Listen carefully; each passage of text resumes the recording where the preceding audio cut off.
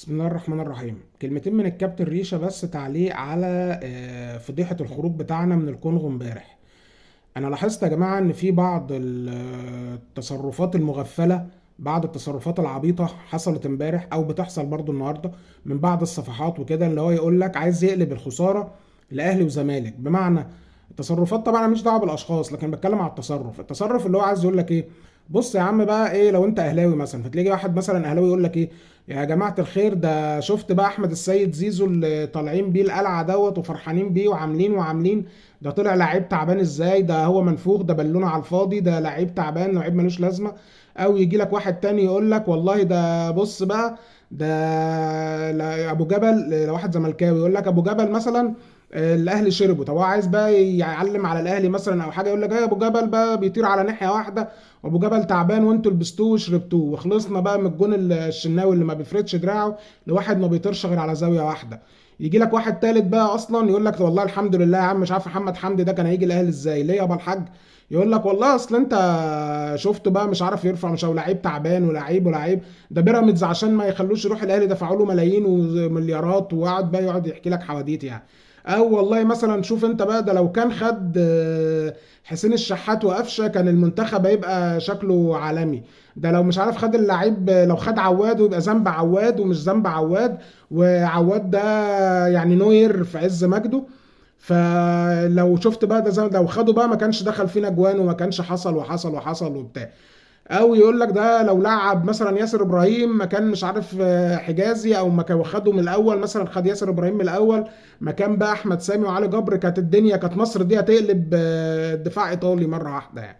يا جماعه الخير، كل الكلام ده هقص في هقص في هقص. مفيش حاجه اسمها ان انا اشيل لعيب او اشيل مدرب الليله لوحده، لا.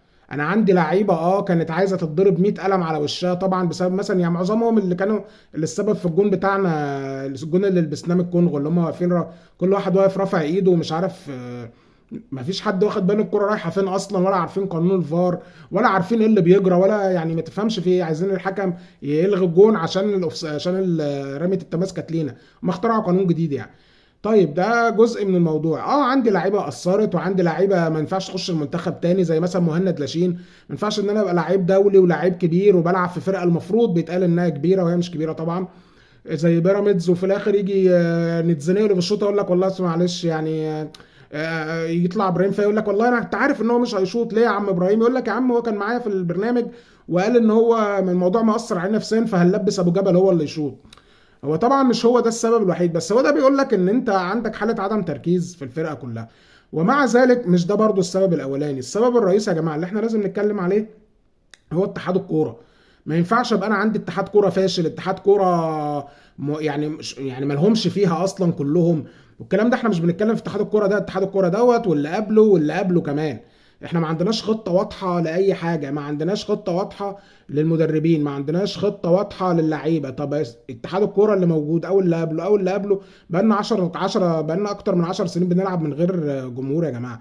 بدأنا 10 اكتر من 10 سنين، ويمكن لا، يمكن كمان من اول 2006 2007، وبدأت أندية الشركات عندنا تنتشر، وبدأت الأندية بتاع الهيئات والمؤسسات، وكل واحد فاتح كشك عايز يجيب فرقة كورة يقول لك اعمل دعاية، بدل ما اروح احطها على، بدل ما ادفع فلوس لدعاية ولا رعاية فرقة تانية.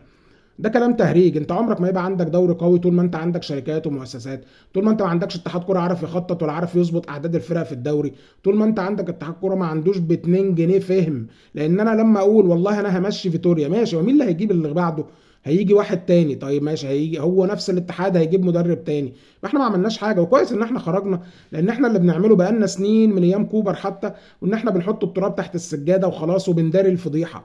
فحظك يجي بقى ربنا يبعت لك مدرب زي كوبر يقفل لك الفرقه ويوصل معاك للنهائي. واحد زي كروش ربنا يكرمه، انت واخد بالك، يوصلك مثلا فاينل مع السنغال، يوصلك بنالتيات معاهم في كاس العالم، في تصفيات كاس العالم، وهي اقوى فرقه.